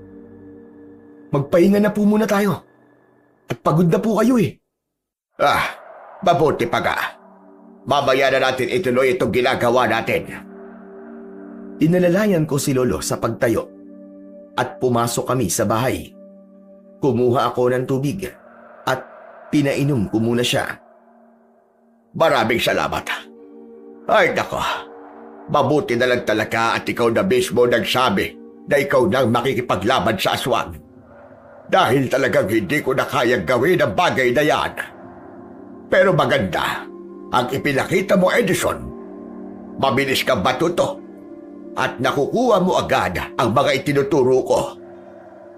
Habang sinasanay niyo po kasi ako, ay bumabalik po sa memorya ko yung mga itinuro niyo sa akin dati. Kaya medyo hindi na po ako nahihirapan. Mabuti naman kung gano'n. Basta tandaan mo na sa bawat laban mo ay hindi ka dapat pangunahan ng takot. Kailangan din nating madaliin ang pagsasanay mo dahil hindi natin alam kung kailan aatake ang aswang na nandito ngayon sa baryo natin. Hindi ka dapat maging kampante dahil yan ang isa sa maaaring maging dahilan ng pagkatalo mo. At huwag na huwag mong kakalimutan na palaging humingi ng gabay sa nasa itaas at magtiwala ka sa sarili mong kakayahan at lakas. Kinabukasan, habang mahimbing kaming natutulog ni Lolo Abel, ay nagising kami sa magkakasunod na katok sa pinto ng aming bahay. Nagtataka kaming nagkatinginan ni Lolo at alam kong parehas naming naalala ang kwento na may aswang na kumakatok sa mga bahay sa baryo namin. Sabay kaming tumayo ni Lolo at kinuha niya ang itak sa kusina. Pumwesto kami sa tapat ng pinto habang palakas ng palakas ang pagkatok doon. Sumilip si Lolo Abel sa siwang ng pinto at nagtaka ako dahil tila gulat na gulat siya sa kanyang nakita sa labas. Mas lalo akong nagtaka nang buksan ni Lolo ang pinto. Isang matangkad na lalaki ang nasa labas. May nakakatakot na ngiti sa kanyang muka. Anong ginagawa mo rito, Siklab? Umalis ka na rito. Hindi kita pinahihintulutang pumasok sa aking pamamahay. Wala akong balak na manakit. Kung ibibigay mo lang sa akin ang isang bagay na kailangan ko. Anong bagay ang sinasabi mo? Huwag ka nang magmaang-maangan, Abel. Alam kong alam mo kung anong bagay ang tinutukoy ko. Ang bungo ni Kalasag. Ibigay mo sa akin ang bungo ng aking hari. Wala rito ang bungo ng hari mo. Hanggang ngayon ba ay hinahanap mo pa rin yun? Dahil natuklasan ko na kailangan kong mabuo ang kalansay ni Kalasag upang muli siyang mabuhay. At ang bungo na lamang niya ang kulang ko. Talagang nakahanap ka pa ng paraan para buhayin si Kalasag. Umalis ka na rito dahil wala rito ang bungo niya at kung nandito man yun ay hindi ko yun ibibigay sa'yo. Pero kung gusto mo talagang malaman kung nasa ng bungo na hinahanap mo, ay hukayin mo ang labi ni Tandang Celia doon sa sementeryo at siya muna ang buhayin mo dahil siya ang nakakaalam kung nasa ng bungo ni Kalasag. Siya ang inatasan ko noon na ibaon sa kung saan ang putol-putol na parte ng katawan ng hari mo. Hindi mo ako malilinlang. Alam mo kung gaano kalakas ang koneksyon ko sa aking hari na si Kalasag. Naramdaman ko na may humukay sa bungo niya at nandito yun sa lugar nyo. Ilang bahay na ang pinuntahan ko at napakalakas ng kutob ko na nandito sa bahay mo ang bungo niya. Kaya kung ayaw mong dumanak pa ang dugo sa lugar na ito, ay ibigay mo na sa akin ang hinahanap ko. Wala rito ang bungo ni Kalasag. Kaya umalis ka na. Talagang nagmamatigas ka pa, Abel. Hindi ka pa rin nagbabago. Masyado ka pa rin matapang. Pero sige, pagbibigyan kita. Pero babalik ako at sa pagbalik ko, ay sisiguraduhin kong makukuha ko na sa iyo ang bungo ni Haring Kalasag upang tuluyan na siyang mabuhay. Matapos yun ay tumalikod na ang lalaki at sa hindi maipaliwanag na dahilan ay tila nilamon siya ng kadiliman dahil bigla na lamang siyang nawala. Isinarado na ni Lolo Abel ang pinto. Nagtungo siya sa kusina para uminom ng tubig at sinundan ko siya. Lo, sino po ang siklab na yun? Siya po ba yung aswang na pagala-gala dito sa atin ngayon? Siya nga. Pero hindi siya basta-basta aswang dahil siya ang pinakamalakas na alagad ni Kalasag.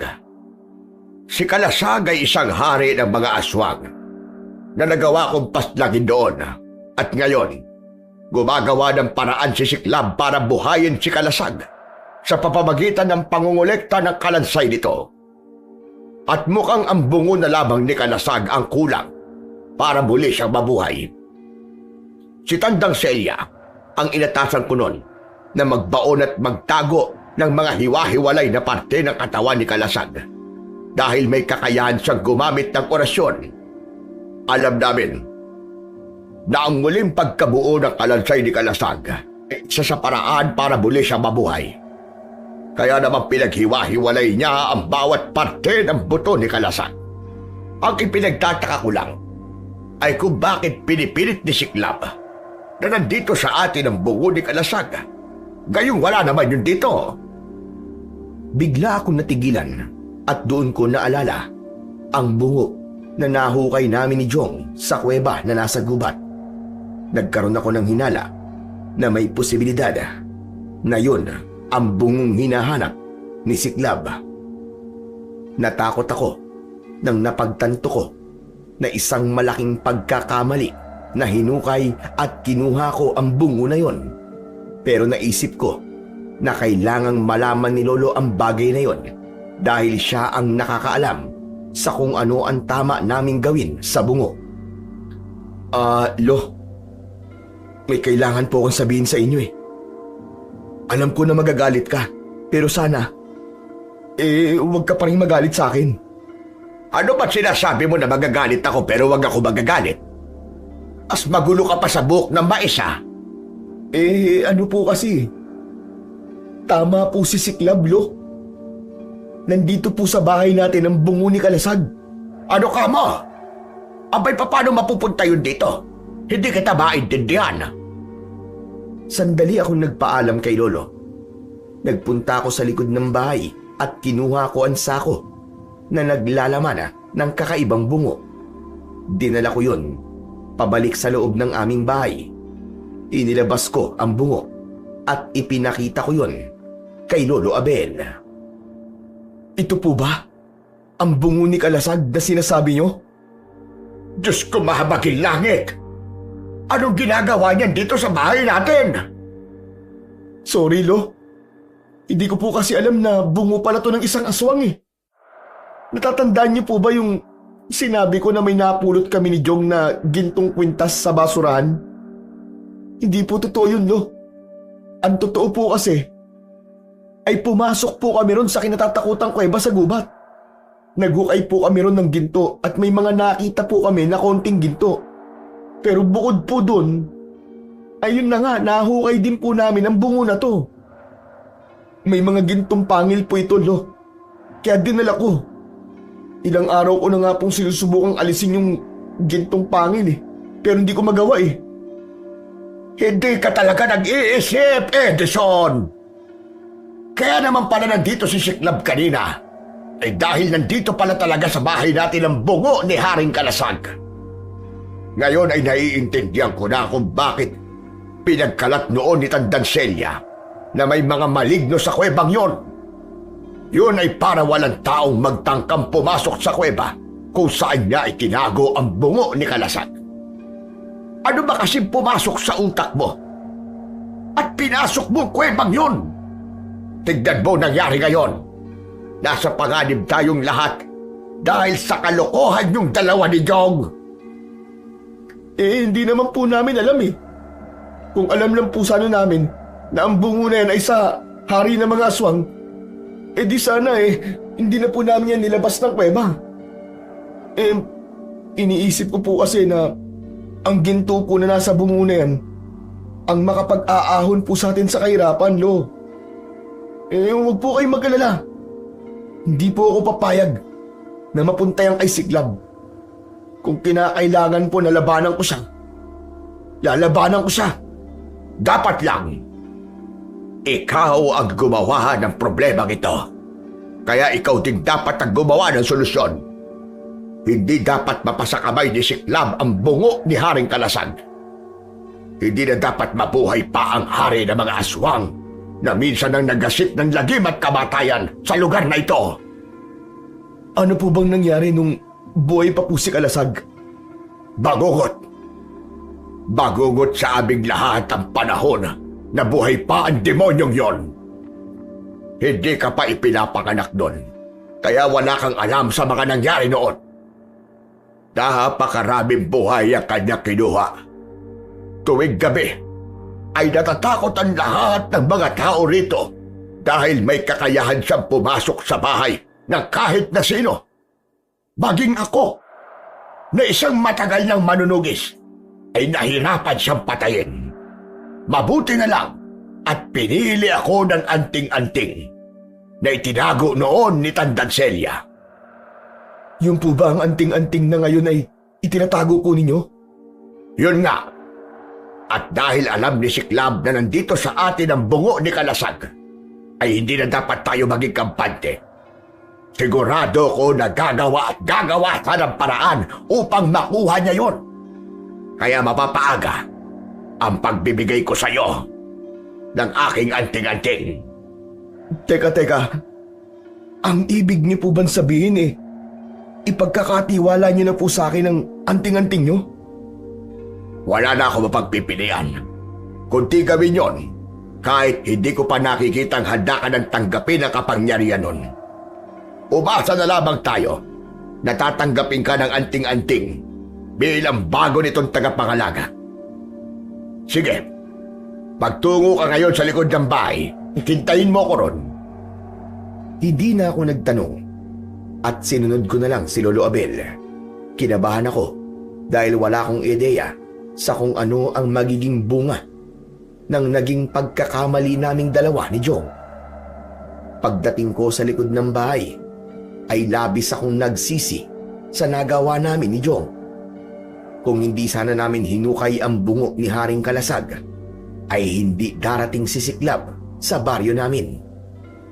Natakot ako sa mga pwede niyang gawin sa mga tao sa baryo namin at lalong-lalo na sa amin ni Lolo Abel. Maya-maya pa ay dumating na si Lolo Abel. Agad kong napansin ang dala niyang kwintas na may palawit na medalyon. May itak na nakasabit sa kanyang bewang na nakalagay sa kaluban.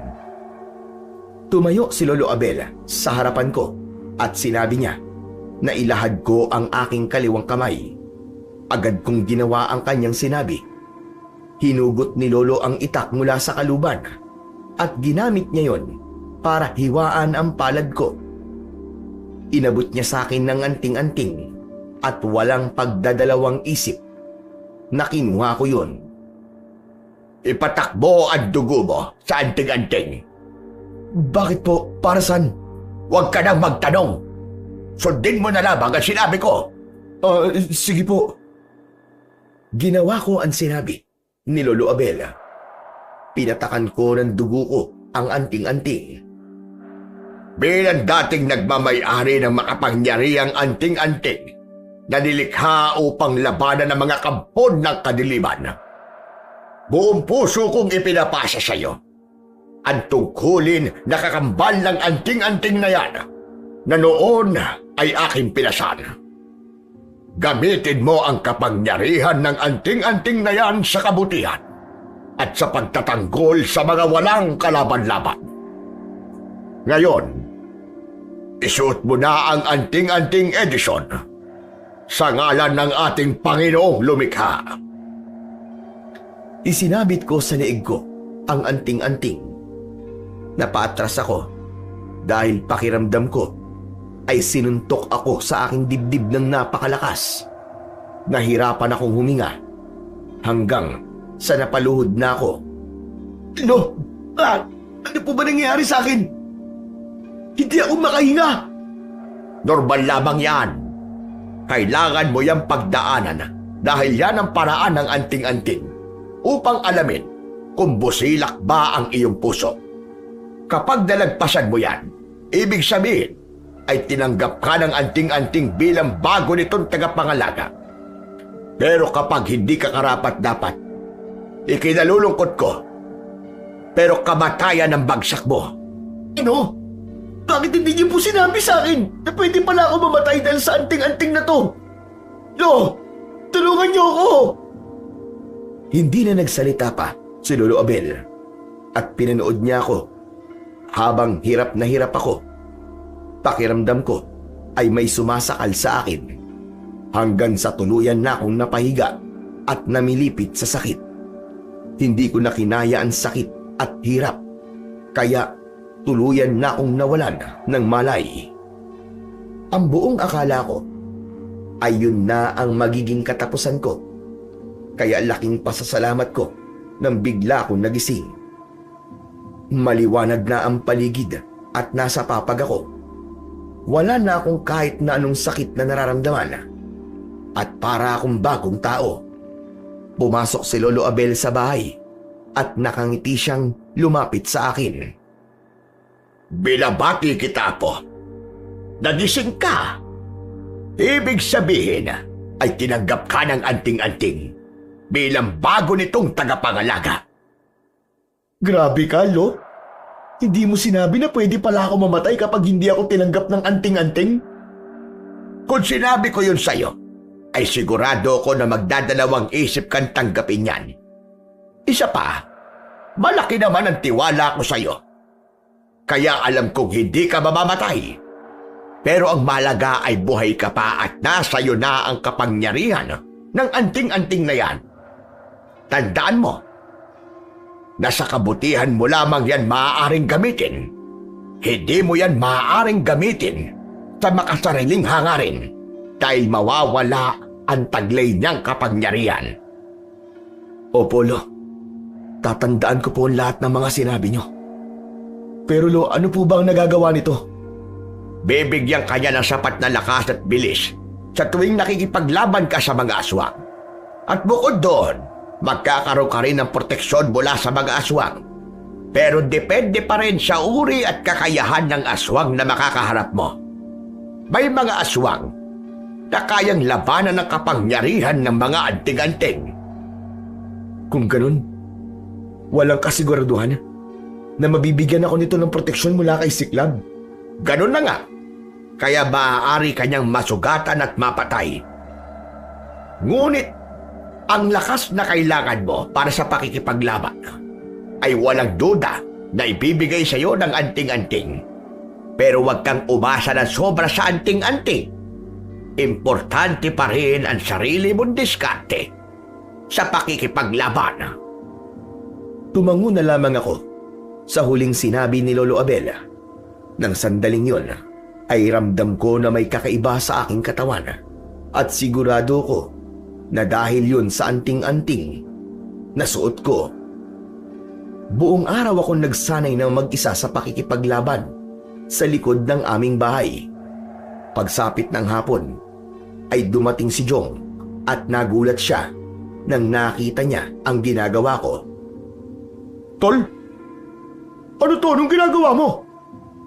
Bakit para kang mandirigma dyan na nakikipaglaban sa mga kalaban na ikaw lang ang nakakakita? Nagsasanay ako sa pakikipaglaban sa aswang. Nakikita mo ba tong suot kong kwintas? Ito ang anting-anting ni Lolo. Ipinamana na sa akin. Wow naman! Ang astig naman ng bispring ko! Isa nang manunugis! Kailangan eh. Lalo na't kinausap na kami nung aswang na nandito ngayon sa lugar natin.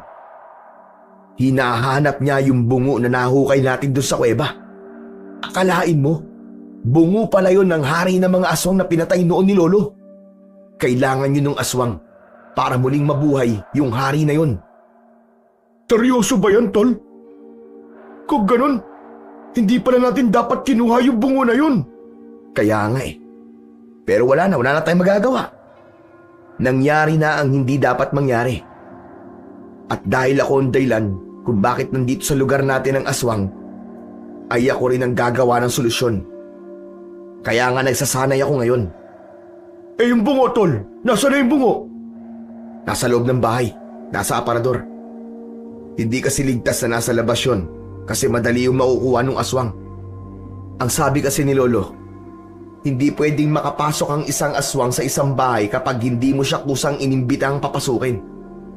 Tanging mga malalakas na uri lang daw ng aswang ang nagagawang pumasok sa bahay ng kahit sino. Gaya ng mga hari ng mga aswang o yung tinatawag nilang supremo. Kung ganun, ligtas naman pala ang bungo sa loob ng bahay nyo. Pero ayos yung ginagawa mo, Tol. Dapat ay husayan mo pang pagsasanay para sigurado kang matatalo mo yung aswang na sinasabi mo. Matapos yun, ay nagpaalam na si Jong na uuwi na siya dahil malapit ng gumabi. Aniya, ayaw niyang magpaabot ng dilim sa labas dahil baka makasalubong niya ang aswang. Nagpatuloy ako sa aking pagsasanay. Bandang 6:00 ng gabi ay tumigil na ako dahil dumating na si Lolo Abel mula sa panggagamot niya sa kabilang baryo. Si Lolo na ang nagluto ng aming hapunan at hindi nagtagal ay sabay na kaming kumain. Kumusta pala ang pagsasanay mo kanina? Ayos naman po, Lo. Pero iba pa rin po kapag kasama kita sa pagsasanay. Ang dami mo kasing sinasabi sa akin ng mga teknik sa pakikipaglaban. Dapat ay sanayin mo na ang sarili mo sa pagsasanay na mag-isa. Ang mga itinuro ko sa iyo ay panimula lamang. Darating din ang panahon na makakatuklas ka ng sarili mong teknik at diskarte pagdating sa pakikipaglaban. Oo nga pala, naisip ko na ilagay sa kahon yung bungo ni Kalasag upang mas maproteksyonan yon. Merong kahon doon sa ilalim ng papag. Sige po, gagawin ko na po muna yung sinabi niyo. Tumayo ako at binuksan ko ang aparador kung saan nakatago ang bungo. Ngunit laking gulat ko nang hindi ko yun nakita ron. Tinalungkat ko ang buong aparador pero bigo akong makita ang bungo ni Kalasag. Nanlalamig ako nang binalikan ko si Lolo Abel. Lo! Nawawala po yung bungo ni Kalasag! Ano ka mo? Paano nawawala? Hindi ba't nandun lang yun sa aparador? Oo nga po, pero wala po dun eh. Hindi po kaya nakapasok dito si Siklab nang hindi natin nalalaman. Imposible yon. Maghapon ka narito, di ba? Opo, hindi naman po ako umalis eh. Nakita mo bang pumunta rito si Siklab? Hindi po. Kung ganon, hindi kinuha ni Siklab ang bungo ni Kalasag. Sandali nga. May iba ka bang pinagsabihan ng tungkol sa bungo? At kung nasaan yun? Natigilan ako sa tanong na yun ni Lolo Abel dahil naalala ko na tanging si Jong ang pinagsabihan ko sa kinaroroonan ng bungo ni Kalasag. Si Jong po, Lo. Anong si Jong? Lo, dito lang po kayo ha. Pupuntahan ko lang si Jong sa bahay nila. Nagmamadali akong lumabas ng bahay at tumakbo ako papunta kina Jong.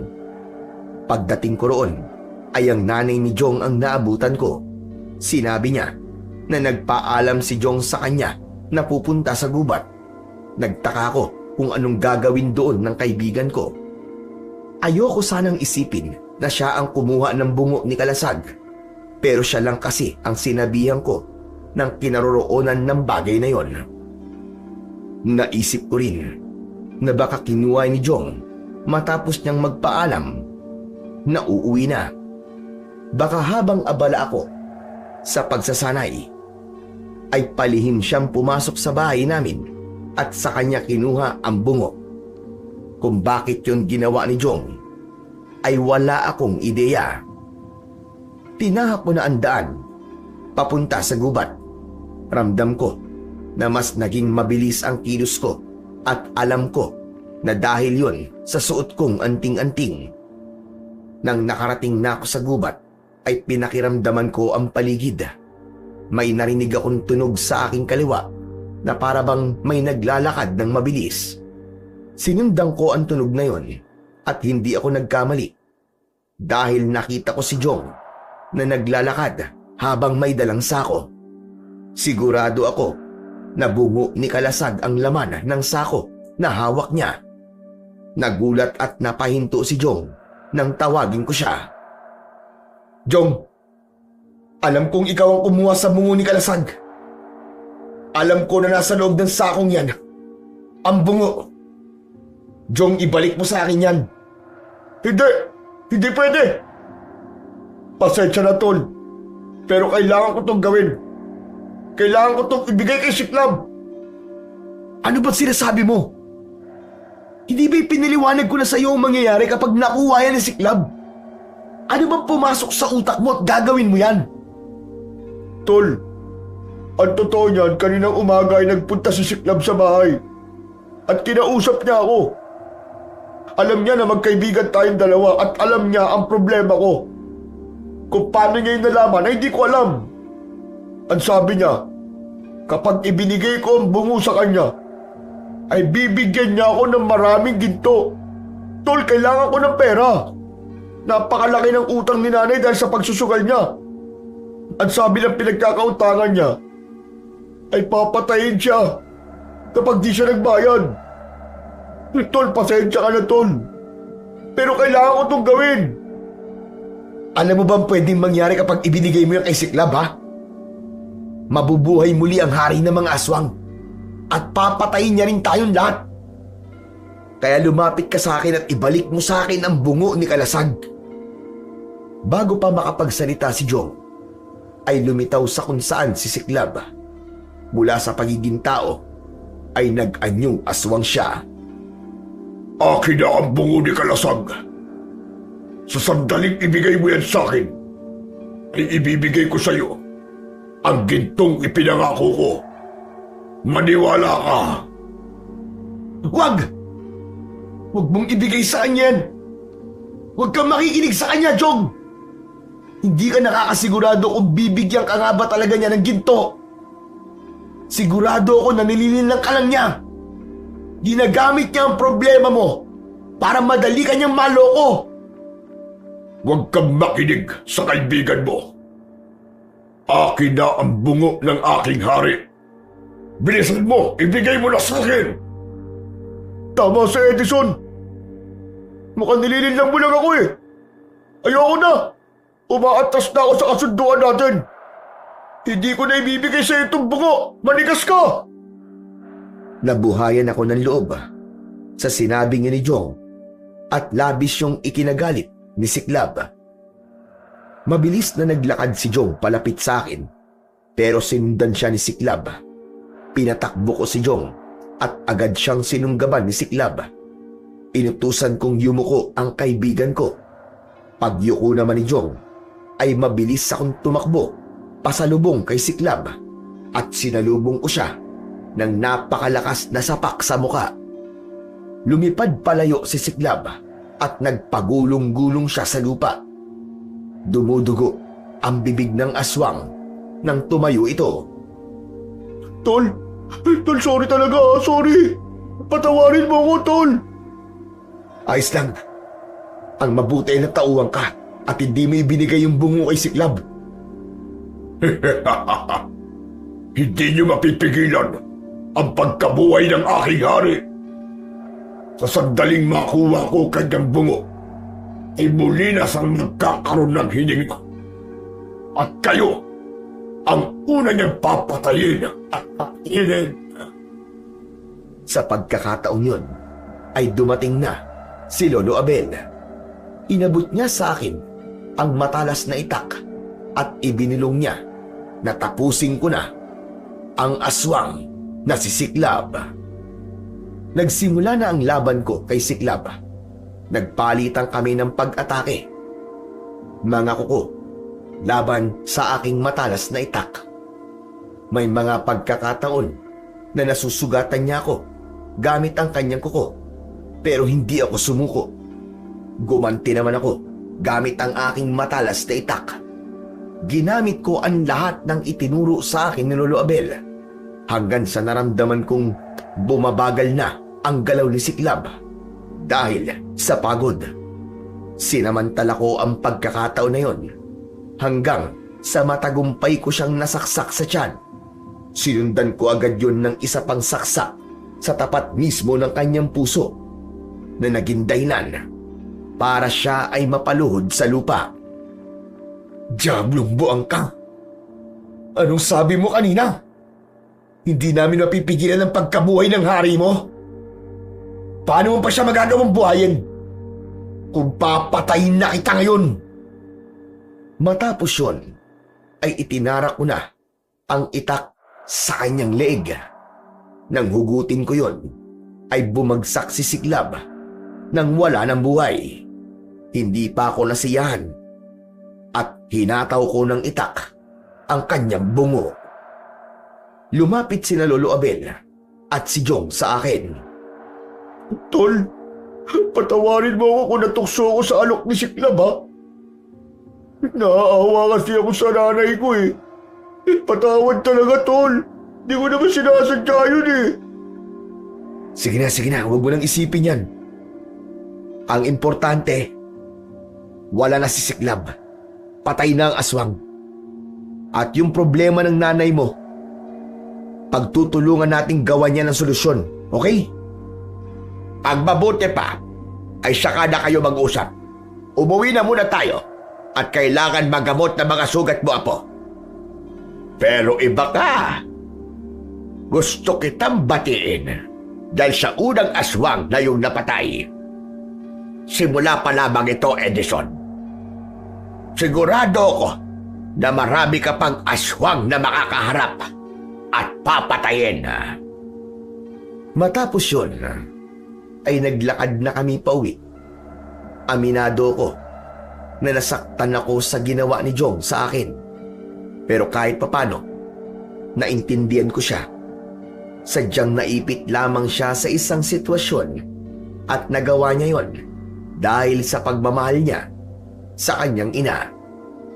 Makalipas ang ilang araw, ay tuluyan ng bumalik ang katahimikan sa aming baryo. Patuloy pa rin akong nagsanay dahil hindi ako sigurado kung may darating pang ibang aswang. Habang ang bungo naman ni Kalasag ay maingat naming itinago. Tinulungan ko rin si Jong sa problema niya sa kanyang nanay. Kinausap namin ng maayos ang pinagkakautangan ng nanay niya at pumayag naman ito na kahit paunti-unti ay magbabayad sila Jong. Sa awa ng Diyos, natauhan ang nanay ni Jong at huminto na ito sa pagsusugal. Sa kasalukuyan ay nasa akin pa rin ang anting-anting. Kahit hindi na nagkaroon ng pag-atake ng aswang matapos kong mapaslang si Siklab, ay patuloy ko yung pinapangalagaan dahil ang anting-anting na yon ang magsisilbing patunay na minsan sa buhay ko ay nakipaglaban ako para sa kabutihan. Isinugal ko ang aking buhay at kahit kaunti ay wala akong pagsisisi na ginawa ko ang bagay na yon. Nakahanap na rin ako sa wakas ng trabaho sa munisipyo bilang isang janitor. Maayos na ang buhay namin ni Lolo at hindi na kinakapos ng pera. At kasabay ng paglilinis ko bilang isang janitor, ay nandun din ang aking tungkulin na linisin ang aming baryo at mga karatig baryo mula sa mga banta ng aswang na posibleng sumalakay at magkalat ng lagim sa baryo na aming pinakaiingatan. Hanggang dito na lamang po ang aking kwento at sana ay may natutunan po kayo na magandang aral. Hindi masama ang maghangad ng maayos na buhay at kumita ng pera upang matustusan ang pangangailangan ng pamilya. Ang pagsisikap at pagtatrabaho ay bahagi ng responsibilidad na ibinigay sa atin upang mamuhay ng marangal. Ngunit nagiging mali lamang ito kapag ang paghangad sa kayamanan ay nauuwi sa kasakiman, panlilinlang at paglabag sa tama, tulad ng ginto at mga bagay na kumikinang. Madalas itong nakakasilaw sa ating mga mata. Akala natin ito ang magdadala ng tunay na ligaya. Ngunit kung hindi tayo mag-iingat, maaari nitong bulagin ang ating puso sa katotohanan at ilubog tayo sa kabundukan ng pagkakasala. Paalala nga sa atin ng kasulatan, sapagkat ang pag-ibig sa salapi ay ugat ng lahat ng uri ng kasamaan. Dahil sa paghahangad nito, ang ilan ay naligaw mula sa pananampalataya at nagdulot sa kanilang sarili ng maraming paghihirap.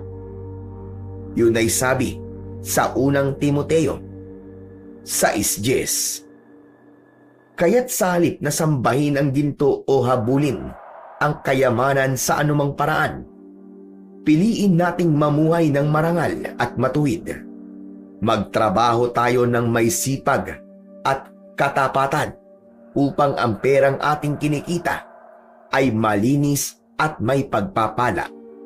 Sa ganitong paraan, may papakain natin sa ating pamilya ang bunga ng ating pawis at makakatulog tayo sa gabi ng payapa ang konsensya. Higit sa lahat, magtiwala tayo sa plano ng Diyos sa ating buhay, sapagkat ang kanyang pagpapala ay dumarating sa tamang panahon sa mga taong marunong maghintay at nananatiling tapat sa Kanya. Maraming salamat po sa walang sawang pakikinig at pagsuporta sa aking mga YouTube channel na The Voice Addict at mga kwento ni Apong Isaac. Huwag niyo rin pong kalimutang isubscribe at i-hit ang notification bell para sa mas marami pang makapigil hiningang mga kwentong aswang at katatakutan mula sa mundo ng kababalaghan. Hanggang sa muli po at pagpalain kayong lahat ng Diyos na may kapal.